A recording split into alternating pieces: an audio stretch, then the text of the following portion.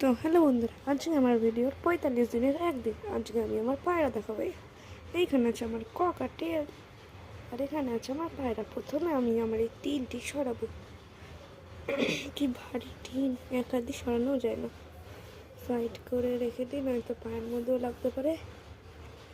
একটু দরজাটা সাইড করে দিই, নয়তো পায়রাটাকে বের করতে অসুবিধা হবে। বের করে সরে দিয়েছি।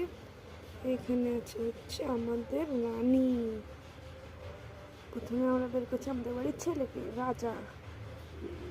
রাজাকে বের করার পর এবার আমরা রানীকে বের করবো। রানীকে আমরা ছেড়ে দিচ্ছি। এরপরে বেরোবে আমাদের কুম্ফু মাস্টার ব্ল্যাকি।